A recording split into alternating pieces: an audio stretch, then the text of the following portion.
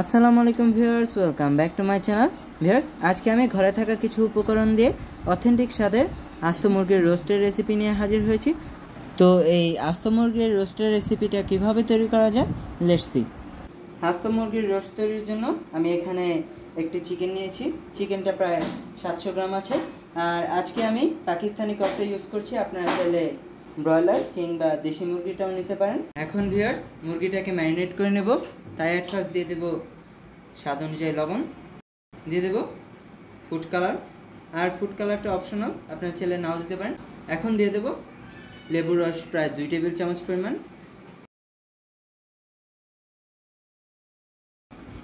Viewers, এখন এটাকে আমি কিছুক্ষণের জন্য রেস্টে রাখবো। ভিউয়ার্স, এখন আমি রোস্টের জন্য একটি মশলা তৈরি করে নেব। অ্যাট ফার্স্ট দিয়ে দেবো 3 টেবিল চামচ পেঁয়াজ বাটা, দেন অ্যাড করে নেব 1 টেবিল চামচ আদা রসুন পেস্ট, অ্যাড করে নেব হাফ চা চামচ কাঁচামরিচ পেস্ট, দিয়ে দেব ধনে গুঁড়া হাফ চা চামচ, 1/4 চা চামচ মরিচ গুঁড়া, লাল মরিচ গুঁড়া ও 1 চা চামচ জিরা গুঁড়া, অ্যান্ড দিয়ে দেবো 2 টেবিল চামচ টমেটো কেচাপ। এখন ভিউয়ার্স, এই মশলাগুলোকে আমি মিশিয়ে নেব। ভিউয়ার্স, দিয়ে দেবো লবণ স্বাদ মতো। আর লবণটা বুঝে অ্যাড করতে হবে, কারণ মুরগি ম্যারিনেটেও আমি লবণ দিয়েছিলাম। ভিউয়ার্স, আমি চুলায় একটি প্যান বসিয়ে গরম করে নিয়েছি। দিয়ে দেব তেল। আর আমি এখানে বেরেস্তার তেলটা ইউজ করছি। আমি রোস্টটা তৈরির জন্য বেরেস্তা করেছিলাম, সেই তেলটাই এখানে অ্যাড করে নিলাম। এখন ভিউয়ার্স, এখানে সেই চিকেনটা অ্যাড করে নেব। চিকেনটাকে একদম লো আছে আমি কিছুক্ষণ ভেজে নেব। ভিউয়ার্স, মুরগিটা আমার হালকা ভাজা হয়ে গেছে। এখন আমি এটাকে নামিয়ে নিচ্ছি। এখন ভিউয়ার্স, এখানে আমি অ্যাড করে নেব গরম মশলা, দিয়ে দেব এলাচ, দারুচিনি অ্যান্ড তেজপাতা।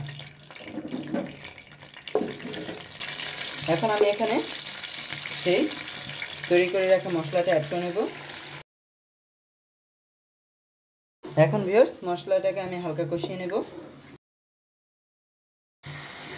মশলাটা আমার কিছুটা কষানো হয়ে গেছে। এরপর যে আমি সেই ভেজে রাখা মাংসটা অ্যাড করে নেব।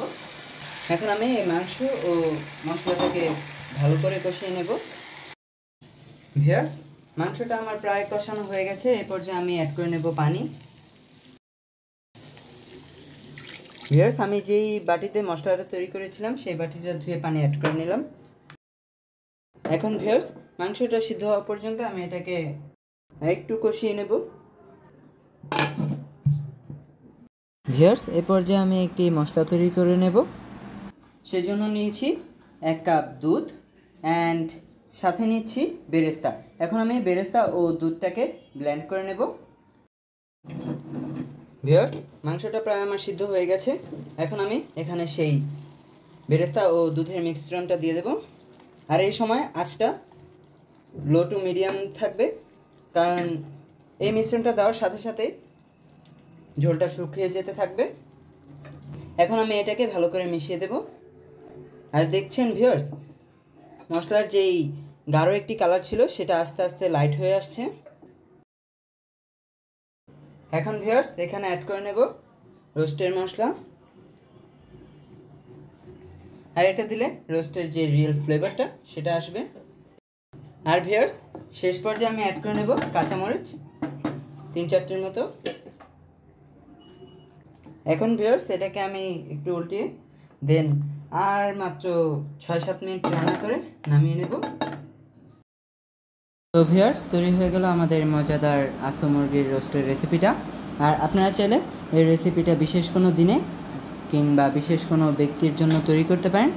তো আপনাদের কাছে যদি ভিডিওটা ভালো লেগে থাকে তো ভিডিওটা বেশি করে শেয়ার করুন। আর আমার ভিডিওটাতে কিন্তু লাইক করতে ভুলবেন না। সবাই ভালো থাকবেন। আল্লাহ হাফেজ।